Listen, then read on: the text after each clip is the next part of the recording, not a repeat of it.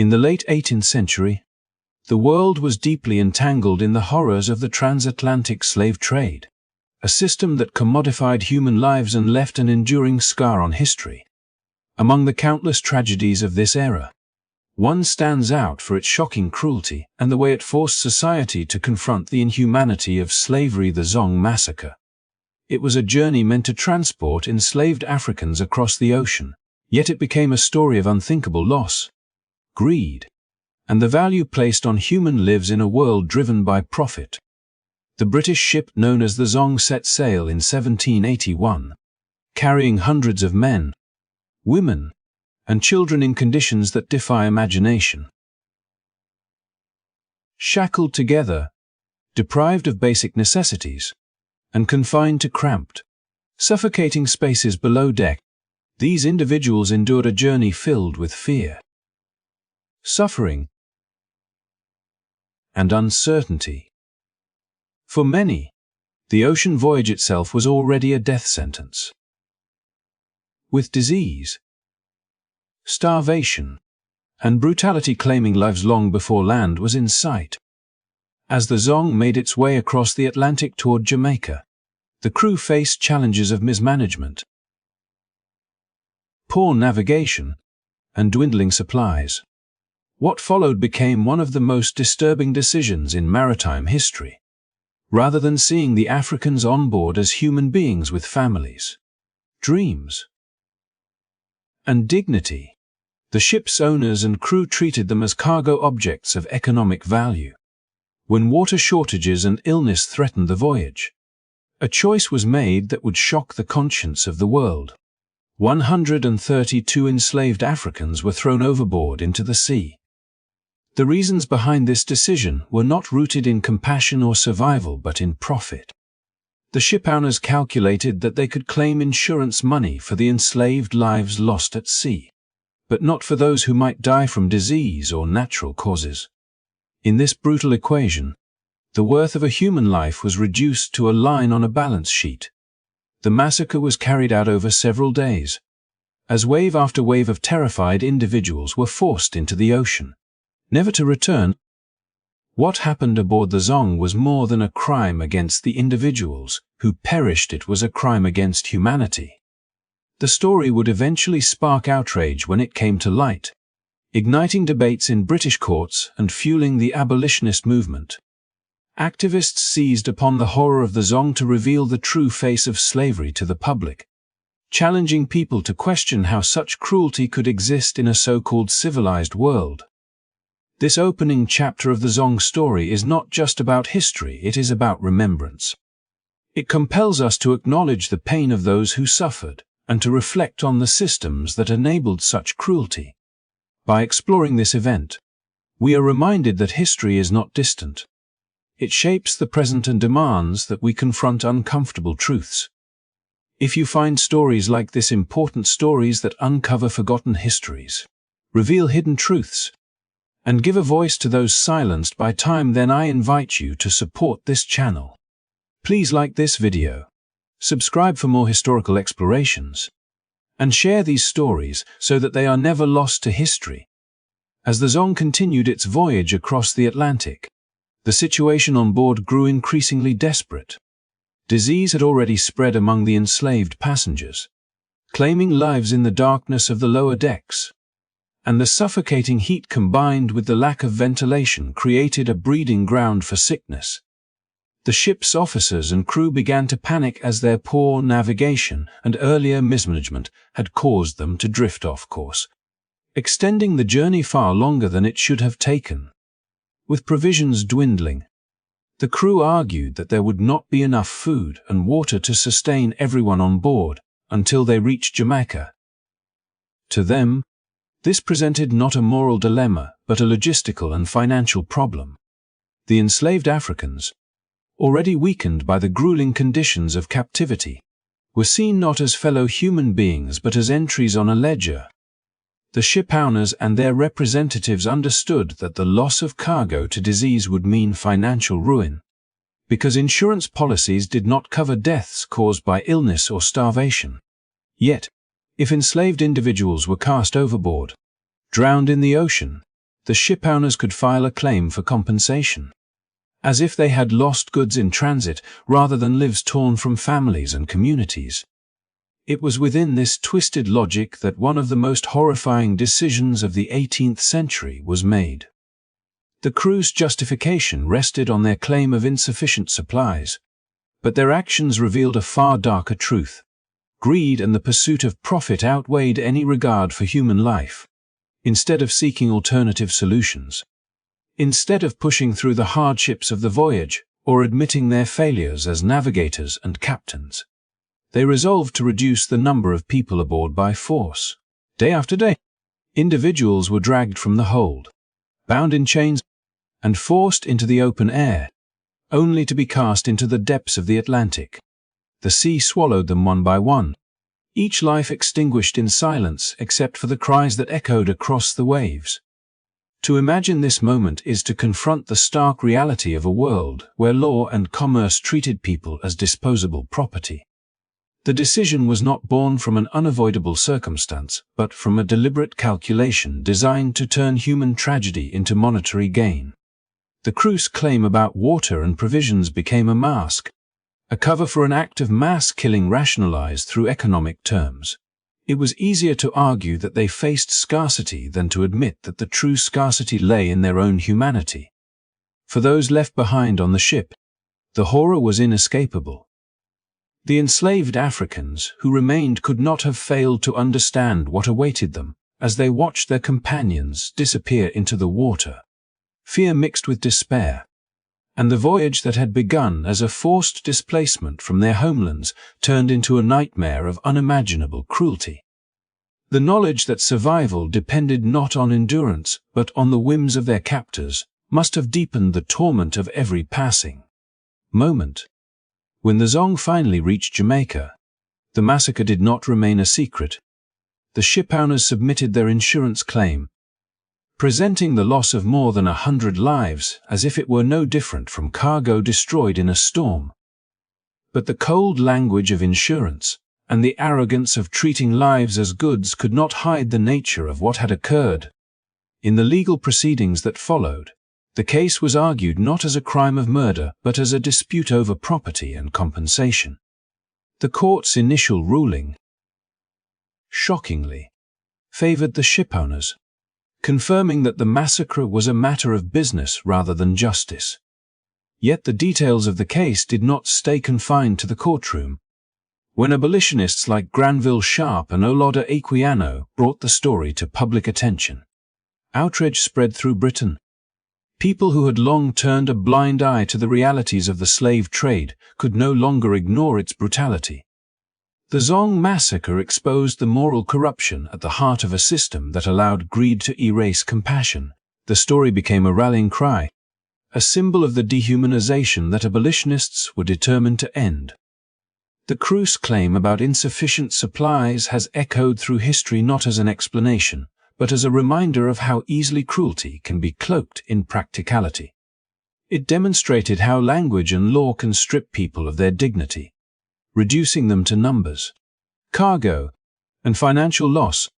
It is this distortion that makes the Zong massacre so haunting even centuries later. It forces us to confront the uncomfortable truth that the systems of the past were designed not just to exploit, but to justify exploitation, to give legitimacy to actions that should have shocked the conscience of any age.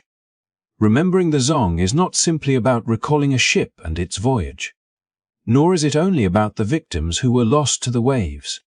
It is about recognizing the structures of power, commerce, and indifference that allowed such an atrocity to occur.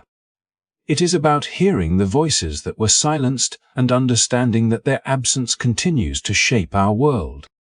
The crew may have justified their choices with claims of scarcity, but what they truly revealed was the vast emptiness of compassion within a system built on enslavement.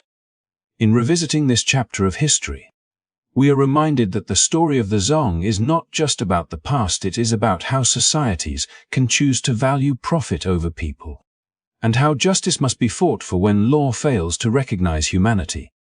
The massacre stands as a warning of what happens when greed becomes the guiding principle of human action, and when those in power use excuses of necessity to mask their own cruelty.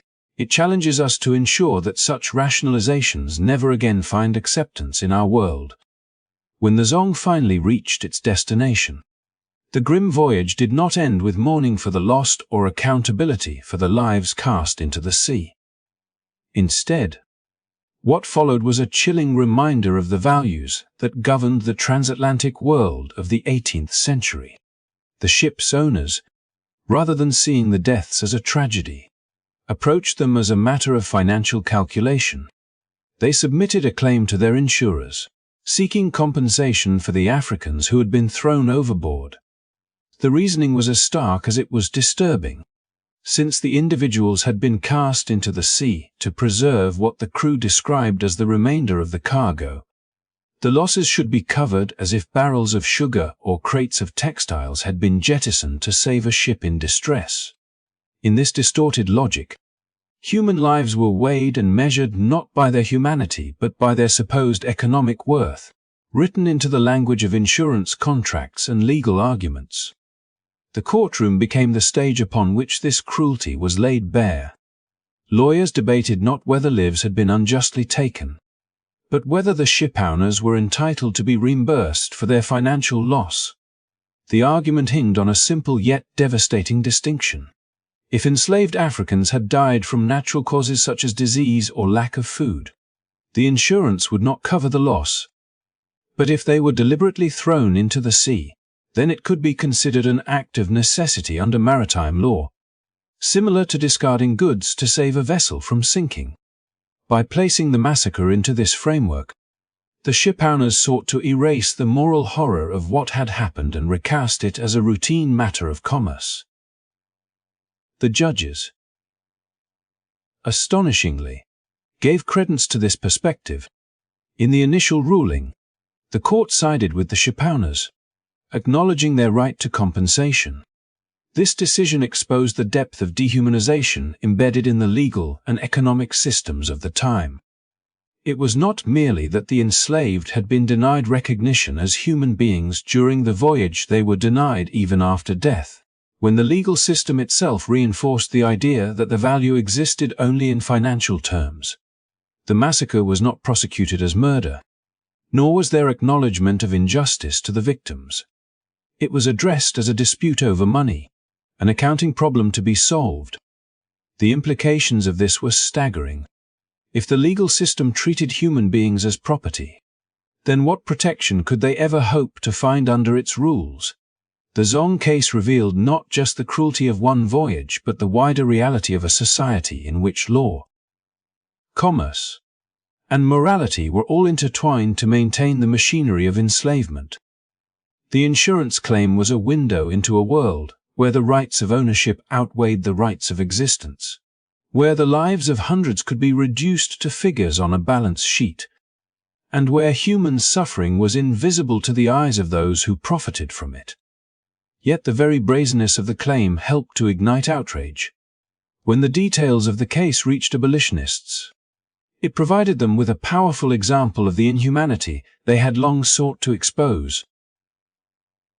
Olaudah Equiano, himself a formerly enslaved African who had experienced the Middle Passage, shared the story widely, ensuring that the public could not look away from the reality of what the insurance claim truly meant. Granville, one of the most persistent legal voices against slavery, seized upon the case as evidence that reform was not enough, that the entire system of enslavement was rotten to its core. The Zong became more than just one atrocity. It became a symbol of the inhuman calculus that defined the trade itself. As the story spread, public opinion began to shift. For many who had never questioned the morality of the slave trade, the idea that a court could rule on whether the mass killing of over 100 Africans should result in financial reimbursement was impossible to reconcile with their notions of justice. The case forced people to confront the extent to which their society had normalized cruelty. The shipowners' claim, far from securing the quiet settlement they had hoped for, became a rallying cry for those demanding an end to the trade. Still, the victims themselves were never given justice in their time. Their names were not recorded, their stories lost to the waves, and the legal system that might have defended them instead reduced them to the language of cargo. What remains is the haunting awareness that their suffering was weighed not in terms of human dignity, but in pounds and shillings. Each life thrown into the ocean was presented as a potential gain or loss on an insurance form, a transaction between merchants and insurers, while the humanity of the victims was ignored. In telling the story of the Zong, the insurance claim stands out as one of the most chilling elements, for it demonstrates how systems of law and commerce can strip people of their personhood. It was not only the crew's decision that condemned the Africans aboard, but also the structures that validated such decisions and even rewarded them.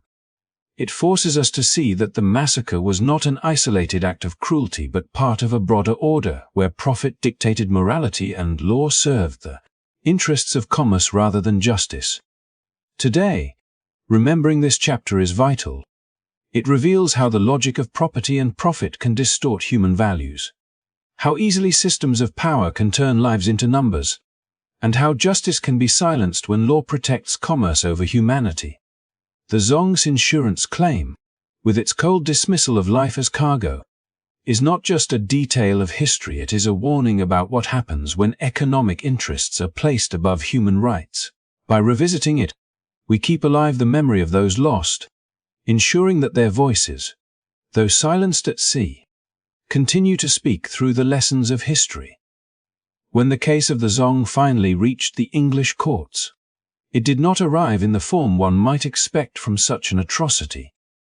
There was no charge of murder, no demand for justice for the lives of the Africans who had been thrown into the sea, no recognition of the suffering endured during those dreadful weeks aboard the ship.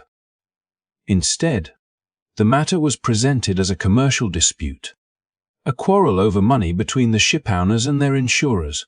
In the cold language of legal documents, the dead were listed not as victims but as lost cargo, and the court's task was not to weigh questions of morality or humanity, but to determine whether the insurance company was obligated to compensate the owners for what they claimed was a necessary loss. This framing stripped the massacre of its horror and turned it into an abstract legal debate, as though human beings could be reduced to figures in an accounting ledger. The hearings themselves revealed the brutal logic of the slave trade. The owners' representatives argued that the loss of lives was justified under the principle of general average, a maritime law that allowed for cargo to be jettisoned if it was necessary to save a ship or the remainder of its goods. By likening people to barrels of goods or stacks of merchandise, they sought to legitimize what had been done. The insurers, however, resisted, pointing out that the ship had not truly run out of water as claimed and that the supposed necessity was a fabrication. What emerged was not a discussion of whether it was right or wrong to throw men, women, and children into the ocean, but whether the ship's captain had properly managed his resources and whether the insurers were contractually bound to pay. In such an environment, the humanity of those who had perished was silenced beneath legal arguments about water casks, navigational errors, and policy clauses. The case shocked many when its details began to circulate beyond the courtroom. That a British court, representing the highest ideals of justice in the nation, would entertain such a dispute without questioning the morality of the act stunned those who heard of it. It revealed with stark clarity how deeply embedded the institution of enslavement was within the fabric of law and commerce. The massacre was invisible as a crime but visible as a financial matter, and this inversion of justice underscored the profound dehumanization at the heart of the system. For the enslaved Africans lost to the sea, there was no recognition, no acknowledgement of their suffering, only a debate over whether their destruction increased or decreased the profits of those who owned them. In the initial ruling, the court actually sided with the shipowners, agreeing that they had a right to seek compensation. This judgment was a reflection of a society in which profit was prioritized above human life, and where the enslaved were defined legally as property. To the court, the question was never about whether lives had been unjustly taken, but about whether the insurers were liable for failing to cover what the owners had described as a commercial necessity. It was a chilling outcome, one that stripped away the last illusions about how justice functioned when weighed against the interests of the slave economy. Yet, ironically, this very case that denied justice to the victims provided ammunition for those who were fighting to dismantle the trade altogether. The abolitionist Granville Sharp seized on the case as evidence of the system's moral bankruptcy. He described the killings not as an unfortunate necessity, but as a massacre, and he worked tirelessly to publicize the story, forcing the public to confront what had been hidden behind the veil of commerce. Olaudah Equiano, a survivor of the Middle Passage himself, carried the story to others, ensuring that the events on the Zong would not remain buried in the technicalities of court documents. What the courts had treated as a mere financial dispute became, in the eyes of reformers, proof of the urgent need to end the trade in human beings.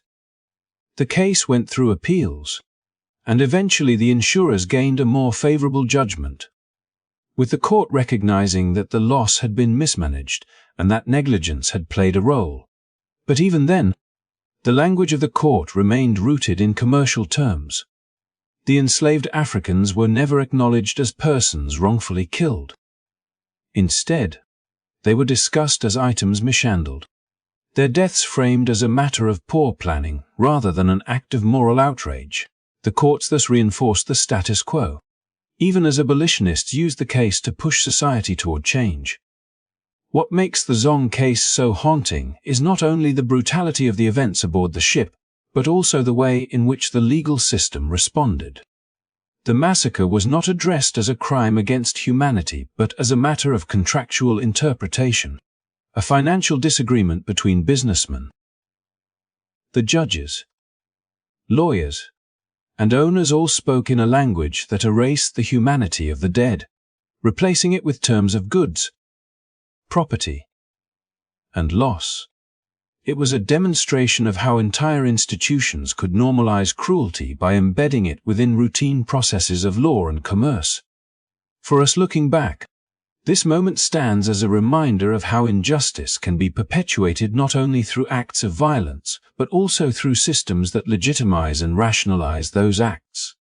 The Zong case reminds us that atrocities are not always hidden in the shadows. Sometimes they take place in the open. In courtrooms, in contracts, and in the decisions of officials who choose to value property over people. The English courts, in treating the massacre as a mere insurance dispute, became complicit in erasing the lives that had been lost. Yet they also inadvertently provided the abolitionist movement with one of its most powerful symbols. The legacy of the case endures not because justice was done justice, in truth, was denied, but because it revealed to the wider public the depth of the system's corruption. It laid bare the reality that law, when intertwined with commerce and exploitation, can become a tool for preserving cruelty rather than confronting it. The Zong's story reminds us of the cost of silence and the dangers of accepting systems that prioritize profit over humanity. It is a story not only of loss but of awakening, a moment when the very structure of society was forced to face its own reflection and reckon, however reluctantly, with the consequences of its choices. The first ruling in the Zong case set a tone that was as chilling as the events themselves. When the court declared that the shipowners were justified in their claim, it effectively validated the idea that ending more than 100 lives could be treated as nothing more than a business decision. The ruling framed the massacre as a calculated choice within the bounds of maritime law, not as an act of cruelty that demanded punishment. In doing, the legal system revealed its alignment with the interests of commerce rather than justice, treating the deaths as an unfortunate but acceptable consequence of safeguarding property. For the owners, This judgment confirmed that their view of human beings as cargo was not only accepted in the marketplace but reinforced by the courts. The reasoning of the court was wrapped in the language of necessity. The ship's captain and owners claimed that the killings were a desperate measure, taken to preserve the remainder of the cargo and ensure that the voyage could continue without complete disaster. To those outside the system of enslavement, this argument sounded grotesque, but within the structure of law and trade at the time, it was plausible. By ruling in favor of the shipowners, the court established a precedent that allowed merchants and captains to calculate human lives as part of their risk management strategies. If circumstances demanded it, destruction of the enslaved could be reframed not as a crime but as a loss eligible for compensation. This ruling not only ignored the humanity of the Africans who perished, but also stripped away any possibility of justice for them or their families. Their suffering was not even acknowledged in the judgment. Instead, the focus was on the contractual obligations of insurers and the rights of shipowners to be reimbursed for what they had lost. In such a framework, morality was irrelevant, compassion was absent, and the value of life was reduced to a line in an insurance claim. The decision laid bare the depth of dehumanization at the heart of the transatlantic trade, showing that the system did not merely tolerate cruelty, but legitimized it through the institutions meant to uphold fairness. What makes this outcome even more disturbing is the broader context of the time. Britain prided itself on being a nation of law, where courts were seen as guardians of justice and protectors of rights. Yet when faced with one of the most heinous acts at sea, the same courts turned away from the cries of the victims and instead weighed the matter as a financial dispute. The judgment suggested that justice itself was bound by the same chains that held enslaved Africans in the holds of ships, shackled to the interests of commerce and empire. For those who benefited from the trade, the ruling provided reassurance that the system would protect them. For those who opposed it, it provided undeniable proof that reform was desperately needed. The reaction outside the courtroom was not one of acceptance. Abolitionists like Granville Sharp seized on the ruling as evidence of moral bankruptcy. To Sharp, the case was not about insurance but about lives, and the ruling's failure to recognize this truth made it all the more urgent to fight against the trade. He called the killings a massacre, a word that carried weight and emotion, a word that cut through the sterile language of contracts and policies. Olaudah Equiano, whose own survival of the Middle Passage gave him a unique authority, also brought attention to the case, ensuring that people across Britain learned of the court's decision. By reframing the ruling not as a legal technicality, but as a validation of mass killing, abolitionists exposed the contradictions within British society and demanded that the public confront them. For many ordinary citizens who heard of the case, the ruling was a shock. Even those who had previously been indifferent to the trade struggled to reconcile the image of British justice with a decision that placed profit above life. It forced uncomfortable questions. How could a court uphold such reasoning? And what did that say about the values of the nation itself? This discomfort was precisely what abolitionists sought to cultivate. The Zong case, and particularly its initial ruling, became a powerful example of the ways in which enslavement corrupted not only the marketplace, but also the institutions meant to serve society. Still, the ruling stood as a reminder of how far the system had to go before change could come. The victims remained unnamed and unacknowledged, their humanity erased by the court's language. The massacre was validated not as a tragedy but as a business necessity, and the owners were momentarily assured that their view of the enslaved as property was secure in law. Yet, paradoxically, this validation also provided the spark for broader outrage, by showing in the starkest terms how the law could endorse atrocity. The ruling gave abolitionists the ammunition they needed to argue that nothing short of ending the trade entirely would suffice. The Zong case thus stands as one of the most haunting illustrations of how systems of power can normalize cruelty. The court's initial ruling did not simply fail to deliver justice. It actively reinforced the structures that allowed such violence to occur. It told shipowners and captains that their choices, no matter how brutal, would be respected as long as they could be justified in commercial terms. It told insurers that they must argue their liabilities in the same terms, with no room for moral considerations. And it told the public, whether intentionally or not, that the lives of Africans meant nothing in the eyes of the law. Looking back, the initial ruling is remembered not because it delivered fairness, but because it exposed the corruption at the heart of the system. It highlighted the dangerous intersection of law, commerce, and empire, where decisions about life and death could be reduced to calculations of profit and loss. The validation of killing as a business decision is what made the Zong massacre more than a single event. It made it a symbol of the broader inhumanity of the slave trade, while the victims did not receive justice in their time. Their story, through the injustice of the ruling, became a turning point in the movement to dismantle the system that had condemned them. It is a sobering reminder of how easily institutions can betray their purpose and how essential it is to challenge them when they do. When the details of the Zong case began to spread beyond the confines of the courtroom, they ignited a firestorm of moral outrage that crossed borders and shook public conscience. What had been presented in legal terms as a dispute over insurance quickly transformed into something far greater, a scandal that exposed the brutal logic of the slave trade to a society that prided itself on its civility and sense of justice. Newspapers carried accounts of the massacre. Abolitionists spoke out in pamphlets and meetings. And the public, many of whom had previously been content to ignore the realities of the trade, could no longer look away. The story of over 100 lives deliberately sacrificed to protect profit was so shocking that it pierced the veil of indifference that had long shielded the trade from scrutiny. In Britain, the case became a rallying point for abolitionist voices that had been gaining strength but still faced resistance from powerful economic interests. Figures like Granville Sharp seized on the Zong tragedy as irrefutable proof of the moral corruption at the heart of the system. To Sharp and others, the outrage lay not only in the killings themselves, but also in the court's willingness to treat them as a matter of financial calculation. This convergence of cruelty and legality made the case emblematic of everything abolitionists sought to dismantle.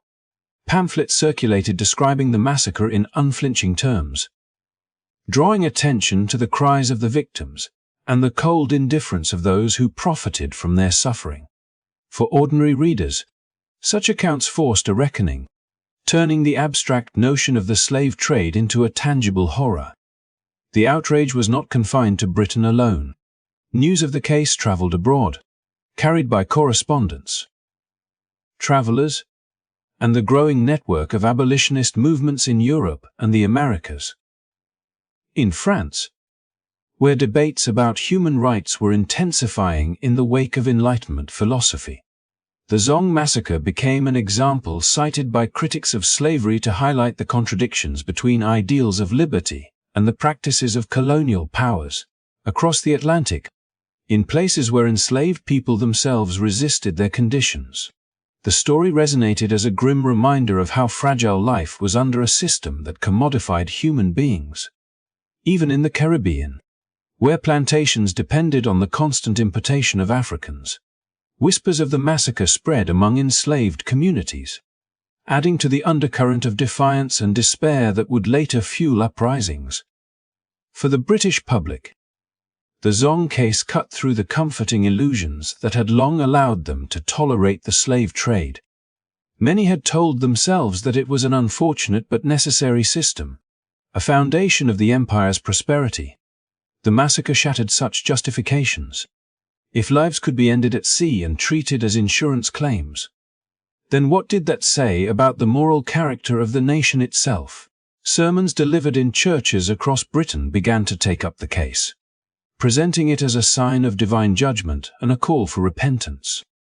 Artists, poets, And intellectuals responded as well, using their craft to keep the memory of the victims alive and to challenge society's complacency. Outrage became not just a fleeting reaction but a sustained movement, one that pushed the abolitionist cause into the center of public debate. This moral awakening did not happen in isolation. It intersected with broader social and political currents of the 18th century, when ideas of human rights, liberty, and dignity were gaining traction. The Zong massacre, with its stark demonstration of lives treated as disposable, provided a rallying cry that gave these ideas urgency and clarity. The outrage it inspired helped forge connections between different groups, religious reformers, Enlightenment thinkers, former enslaved people like Olaudah Equiano, and ordinary men and women disturbed by what they read in the newspapers. Each voice added to the chorus, amplifying the call for change and ensuring that the memory of the massacre was not buried under the legal language of insurance claims. Yet the outrage also revealed deep fractures within society. While many were horrified, others defended the shipowners, insisting that the court's ruling was correct and that the decisions made on the Zong were practical responses to dire circumstances. Merchants, plantation owners, and politicians with vested interests in the trade resisted efforts to turn the case into a condemnation of the system as a whole. They feared that if the Zong could become a symbol of abolition, the entire edifice of colonial commerce would be endangered. Their resistance only heightened the urgency of abolitionist campaigns, for it demonstrated that change would not come from those in power, but from sustained public pressure. The moral outrage sparked by the case marked a turning point in the fight against the trade. No longer could supporters of slavery easily dismiss abolitionists as sentimental dreamers or outliers.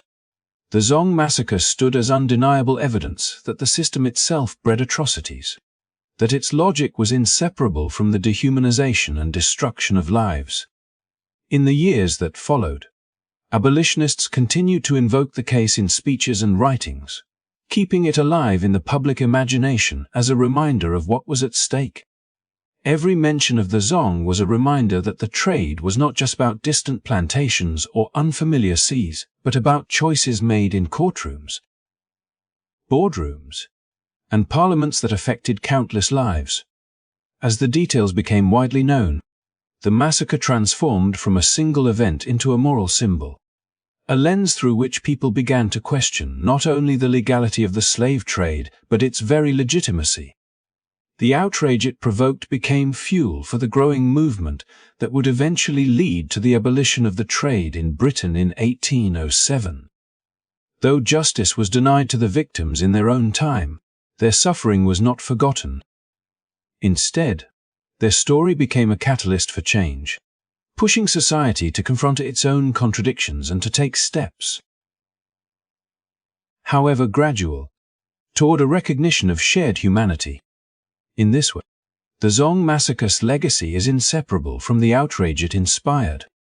It revealed the power of public conscience when confronted with undeniable cruelty, and it showed how even the coldest legal judgment could be overturned in the court of moral opinion.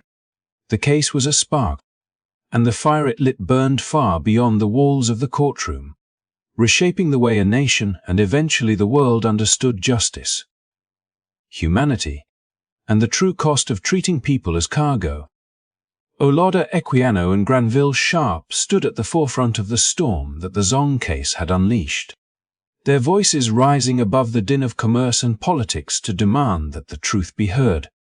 Both men came from very different backgrounds, yet together they represented a powerful alliance of lived experience and relentless activism. Equiano, who had survived the Middle Passage himself, carried the weight of personal memory in every word he wrote and spoke, while Sharp, a committed reformer, wielded the tools of law and advocacy to dismantle the system piece by piece. For them, the Zong massacre was not just an isolated event, but the embodiment of everything that was corrupt and inhumane about the slave trade. By seizing on the details of the case, They ensured that what some tried to reduce to an insurance dispute would instead become a rallying cry that no one could ignore. Equiano understood that storytelling had the power to move hearts where statistics and legal arguments could not.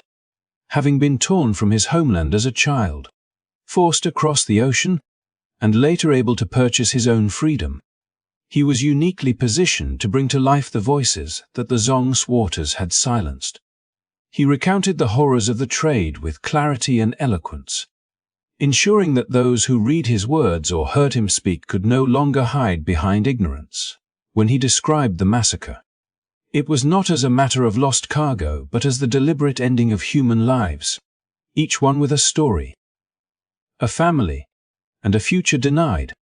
By placing human dignity at the center of the narrative, Equiano challenged the very foundation of the system, exposing how commerce had stripped people of their identities in order to justify their exploitation. Granville Sharp, on the other hand, attacked the case with the precision of a legal mind determined to force society to confront its contradictions. He refused to let the courts bury the massacre under layers of technicalities and insurance clauses. Instead, he insisted on naming it for what it was: a crime against humanity. Sharp's petitions, writings, and tireless lobbying transformed the Zong from a maritime dispute into a moral scandal. He made it impossible for politicians, merchants, or judges to dismiss the massacre as a mere business decision. His insistence that law must serve justice, not commerce, exposed the hypocrisy of a nation that claimed to uphold liberty while profiting from bondage. Together, Equiano and Sharp embodied the dual strength of the abolitionist movement, the testimony of those who had lived through enslavement and the unyielding persistence of allies determined to dismantle it. Their combined efforts brought the Zong case into the homes and conversations of people across Britain, ensuring that it remained in the public consciousness long after the courts had delivered their verdict. They organized pamphlets, lectures, and campaigns that placed the massacre at the center of the broader struggle against the trade. In their hands, the tragedy became not only a symbol of cruelty but also a catalyst for collective awakening. The impact of their activism was profound. Ordinary men and women, many of whom had never before questioned the trade, were confronted with the undeniable reality of what it meant. The massacre forced them to consider whether the empire's wealth, the sugar in their tea, and the goods in their markets were worth the price of lives thrown into the sea. Equiano's words gave a human face to those lost, while Sharp's arguments revealed the moral rot in a system defended by law. Together, they built momentum for a movement that could no longer be ignored. It is important to recognize that their work did not exist in a vacuum. The outrage that followed the Zong massacre had already begun to shift public opinion, but Equiano and Sharp provided it with direction and purpose. They transformed anger into action, ensuring that the case was not forgotten but instead woven into the fabric of the abolitionist cause. Their voices amplified those of countless others: clergy, writers, former enslaved people, and ordinary citizens who began to demand that Britain confront the truth about its empire. In this sense, the Zong was not only a tragedy but also a turning point, and Equiano and Sharp were the ones who ensured that its legacy would fuel change rather than fade into obscurity. Their efforts also revealed the power of alliances across lines of experience. Equiano, as a man who had endured the horrors of enslavement, brought authenticity and unassailable moral authority to the cause. Sharp, as someone who had never been enslaved, demonstrated that justice required solidarity and that the fight for freedom was not the burden of the oppressed alone, but the responsibility of all who claimed to believe in humanity. Together, they showed how truth could dismantle indifference and how persistence could turn outrage into reform. The story of their activism reminds us that the Zong massacre, though a moment of darkness, became a beacon for change because individuals refused to let it be forgotten. Equiano's testimony made the suffering visible. Sharp's advocacy made it undeniable. And together they ensured that the victims' voices echoed far beyond the ocean that had swallowed them. The cruelty of the slave trade was laid bare, not only in the actions of a ship's crew but in the decisions of courts and the indifference of commerce. Yet the courage of those who spoke against it proved stronger, reshaping the moral landscape of a nation. By the time the campaign against the slave trade gained unstoppable momentum, the Zong case was firmly etched into the history of abolition. Its memory, preserved and amplified by activists like Equiano and Sharp, became part of the foundation upon which the eventual abolition of the trade was built. Though justice was denied in the moment, the persistence of these voices ensured that the massacre became more than a crime unpunished. It became a story retold, a lesson remembered, and a rallying cry that echoed across generations. Their work reminds us that history is shaped not only by the cruelty of those who commit injustice, but by the determination of those who refuse to remain silent in its wake. The massacre aboard the Zong did not fade quietly into the background of history, nor did it remain a mere footnote in the endless stream of tragedies tied to the transatlantic trade. Instead, it grew into a symbol, a story retold in homes, in churches, in newspapers, and in public gatherings, where it began to galvanize a movement that had already been stirring but now gained strength with renewed urgency. For many in Britain, who had long been sheltered from the daily horrors that sustained their empire, the details of the Zong broke through the veil of distance. It became impossible to sip tea sweetened with sugar from the colonies or to admire the wealth flowing through British ports without recalling that more than 100 human beings had been deliberately cast into the sea so that their loss could be claimed as compensation. The massacre crystallized the truth that the wealth of the empire was built not on commerce but on cruelty, and that the law itself had sanctioned this cruelty by treating lives as property. The public outrage stirred by the case was unlike anything seen before. While abolitionist voices had been speaking for years, often dismissed as idealists or agitators, the Zong offered them undeniable evidence that could not be ignored. It was no longer possible to argue that the trade, however harsh, was necessary or benign. Here was proof in the starkest terms that the system valued profit over life, that the law would uphold a shipowner's right to claim insurance for murdered individuals, and that humanity had been completely erased by commerce. This shocking reality gave abolitionists the rallying point they needed to turn growing unease into widespread demand for change. Pamphlets circulated with vivid descriptions of the massacre. Sermons thundered from pulpits condemning the trade as a national sin, and meetings were held across Britain where the case was invoked as a call to action. Olaudah Equiano's testimony and writings personalized the suffering, while Granville Sharp's relentless advocacy highlighted the legal corruption at the heart of the system. Their efforts ensured that the story of the Zong did not fade but instead became a spark that lit countless fires of conscience. Ordinary men and women, who may never have given much thought to the origins of their goods, now began to question whether their daily comforts were worth the cost. The massacre transformed the abstract notion of abolition into a moral imperative that could no longer be postponed.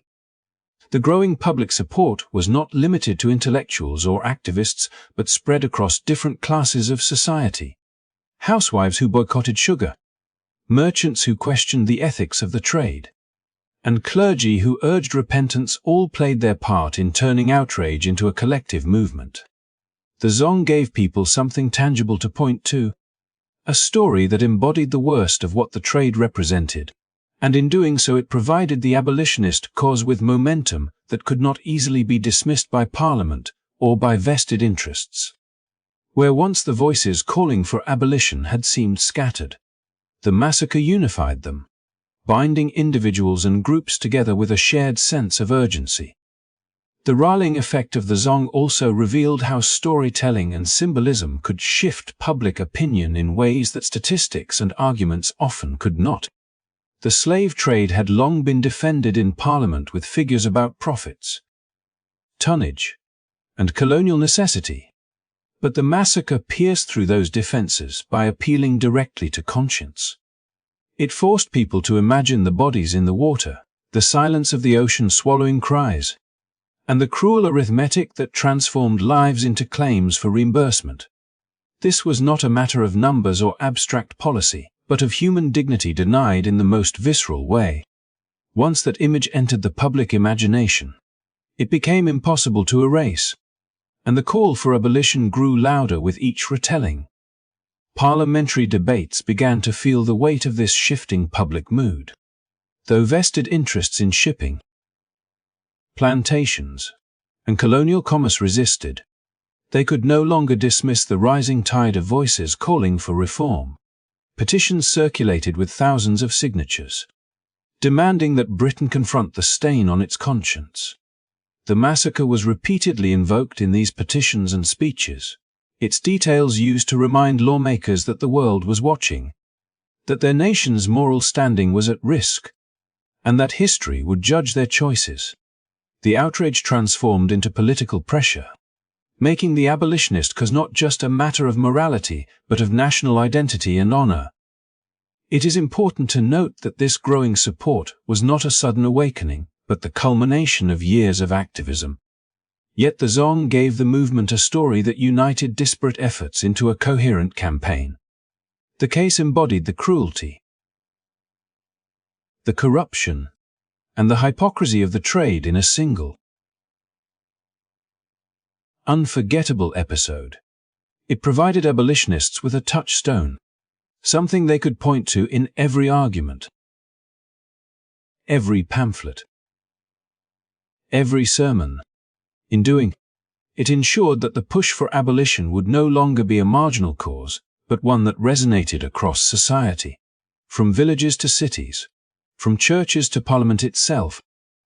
The legacy of the Zong massacre lies not only in the horror of what happened on that voyage, but also in the way it mobilized a nation to confront the truth.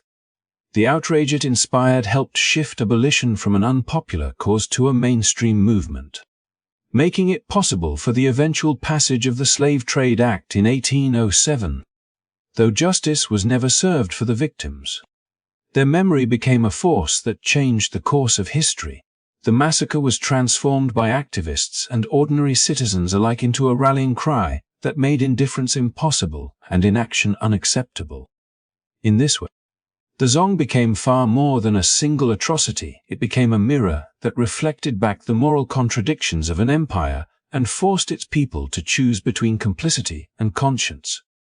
The publicist decision to rally around abolition, fueled by the memory of those lost at sea, marked a turning point in the struggle against the trade.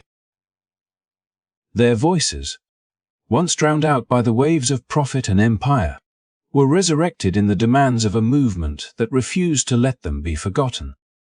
And though the ocean claimed their bodies, their story helped give birth to a tide of justice that no court, no shipowner, and no empire could ultimately resist. The Zong tragedy laid bare an uncomfortable truth that many in Britain could no longer ignore. In the machinery of the trade, people had been stripped of their humanity and turned into numbers on a ledger, figures in a financial calculation, assets to be insured, sold, or discarded when inconvenient. What made the case so chilling was not only the fact that lives were lost, but the way those losses were justified, explained, and even defended in court as though they were ordinary transactions. The idea that men, women, and children could be weighed in the same scale as barrels of sugar or bales of cotton struck a nerve that pierced through the polite defenses of commerce and revealed the rot beneath. For centuries, the empire had built its wealth on this system, but the Zong showed in brutal clarity that wealth had come at the cost of reducing humanity to property. When the details spread beyond the courtroom, the public reaction revealed how powerful this exposure was. People who had never before questioned the source of their tea, tobacco, or textiles suddenly found themselves confronted with the image of human beings thrown overboard because it was financially expedient. This was not about a captain making a desperate choice to save his crew. This was about human lives being measured against the balance of insurance claims, and it shocked even those who had tolerated the trade as a distant necessity. The Zong case turned the abstract concept of dehumanization into something tangible, something people could no longer turn away from. If the law could so easily equate life with cargo, what did that say about the values of the society that upheld it? The case forced an uncomfortable reckoning in Britain, particularly among those who had benefited from the trade but never witnessed its darkest corners. Plantation owners, merchants, and ship investors had long cloaked themselves in the respectability of business, treating the suffering of enslaved people as a distant byproduct of economic necessity. Yet the Zong stripped away that cloak. It revealed that the entire system rested on the same logic, that profit came before humanity. By turning the murder of more than 100 people into an insurance dispute, the court illuminated the central moral bankruptcy of slavery in a way no sermon or pamphlet alone could have achieved. The dehumanization was no longer abstract. It had been spelled out in the cold language of contracts, claims, and rulings. Abolitionists seized on this exposure and made it the centerpiece of their campaigns. They understood that what appalled people most was not just the suffering, but the fact that suffering had been erased from the discussion, replaced by calculations of value. Pamphlets described how people were chained together like objects, how they were thrown into the sea to balance the books, and how the law itself accepted this without question. Sermons reminded congregations that this was not a matter of commerce but of conscience, urging listeners to consider how faith could be reconciled with a system that treated human beings as expendable cargo. The Zong became a metaphor, a shorthand for the cruelty of the entire trade, a symbol of the moment when the mask of civility was ripped away and the world saw what lay beneath. It also sparked wider debates about the nature of law and justice. If the courts of a great empire could regard human beings as goods, what did that say about the empire itself? Some judges, lawyers, and politicians began to voice discomfort, recognizing that this contradiction could not hold forever. The notion that lives were assets to be insured against loss clashed with the growing belief in natural rights and human dignity. Even those who were not yet ready to call for abolition began to see that the legal framework of the trade was unsustainable, that it undermined Britain's claim to moral leadership in the world. The Zong made clear that the law was not neutral but complicit, and that reform could no longer be delayed. The image of human lives reduced to financial assets also resonated far beyond Britain. Across Europe and in the colonies, the case was discussed with a mix of horror and recognition. Other nations had engaged in the same trade, built their own wealth on the same calculations, and they too saw their reflection in the events of the Zong, activist in France, the Americas, and beyond found in the case a powerful example to rally around, a story that captured in one episode the cruelty that defined the system as a whole. It was no longer possible to defend slavery as a benign institution when the world had seen so plainly how easily lives could be converted into claims on an insurance policy. Perhaps most powerful of all was the way the case redefined the conversation for ordinary people. The massacre was not just a tragedy but a revelation. It exposed that slavery was not an unfortunate side effect of empire but its very foundation, one built on treating people as property to be bought, sold, and discarded. It reminded people that every spoonful of sugar, every puff of tobacco, every yard of cotton carried with it the weight of lives reduced to cargo. This awareness transformed the debate, turning it from a distant political issue into a personal moral dilemma for citizens across Britain. The Zong ensured that no one could claim ignorance any longer. The story of the Zong, therefore, was not simply about one ship or one voyage. It was about what happens when a society allows commerce to erase humanity, when the pursuit of profit blinds people to the value of life. The legal arguments made in court cold, logical, and detached exposed the underlying cruelty with more force than any abolitionist pamphlet could, and once exposed, that truth could not be hidden again. The massacre became a touchstone, a reminder that slavery was not merely cruel but fundamentally inhuman because it reduced people to things, their worth measured not in dignity but in money. This lesson echoed long after the trial ended and long after slavery itself was abolished. It became a warning that societies must always guard against systems that reduce lives to assets, that treat people as numbers or means to an end. The Zong was a tragedy, but it was also a revelation, one that turned outrage into action and helped fuel a movement that would eventually bring the trade to an end. In remembering it, we are reminded of the cost of forgetting humanity and the necessity of insisting, always, that no life is ever just cargo. As we come to the close of this story, it is worth pausing to reflect on the magnitude of what happened aboard the Zong and the ripples it sent across history. The massacre of over 100 African men, women, and children was not merely a singular act of cruelty, it was a stark illustration of the systemic brutality of the transatlantic slave trade. Each life lost represented a family torn apart, a future stolen, and a humanity deed. The horror of the event lies not only in the sheer violence inflicted, but also in the cold calculations that treated human beings as commodities, as cargo, whose deaths could be claimed for insurance. It is a chilling reminder of how moral blindness can become normalized when profit is placed above life. Yet, amidst the darkness of this tragedy, there emerged a flicker of light. The Zong massacre, horrific as it was, became a catalyst for change. The public outrage it sparked in Britain and beyond galvanized activists, reformers, and ordinary citizens alike to confront the inhumanity that had long been tolerated. Figures like Olaudah Equiano, who spoke with the authority of lived experience, and Granville, who tirelessly pursued justice within the legal system, ensured that the story of the Zong could not be ignored or forgotten. They transformed what some had hoped would remain a footnote in maritime insurance disputes into a rallying point for moral awakening and political action. Their efforts remind us that even in the face of overwhelming cruelty, courage and persistence can give voice to those who have been silenced. The Zong case also revealed the contradictions and failings of the legal and economic systems that upheld slavery.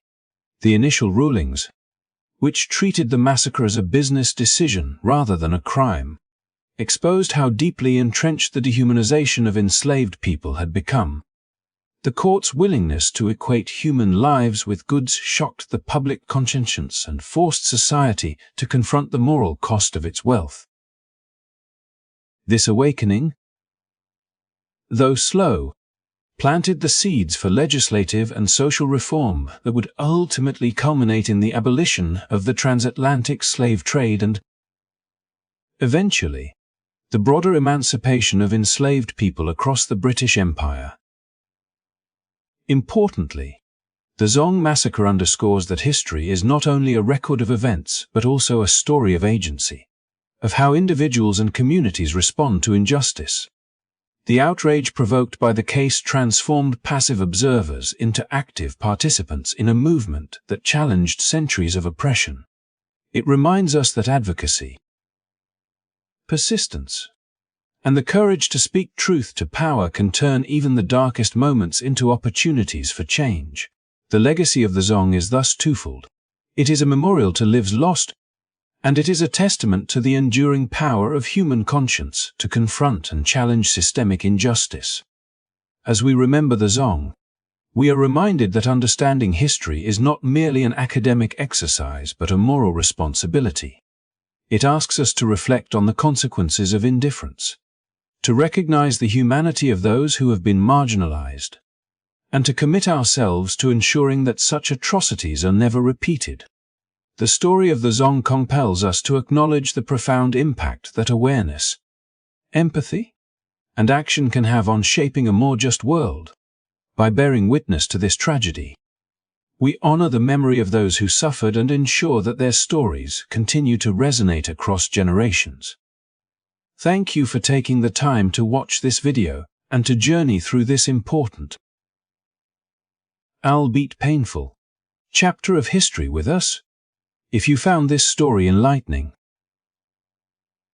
thought-provoking, or impactful, please support our channel by liking this video, subscribing, and sharing it with friends and family. Your engagement helps us to continue to bring attention to important historical events and ensures that the voices of the past remain heard in the present. By spreading awareness, we all contribute to a collective understanding of history, and we help keep alive the lessons it offers. May the story of the Zong inspire reflection and a commitment to justice in our own lives, reminding us that every voice matters and that even in the face of great cruelty, change is possible when we act with courage and conscience. Thank you once again for joining us on this journey through history. And as you close your day, we wish you peace, rest, and a good night. May your dreams be filled with understanding, empathy, and the hope that each of us can play a part in creating a more humane and compassionate world. Good night.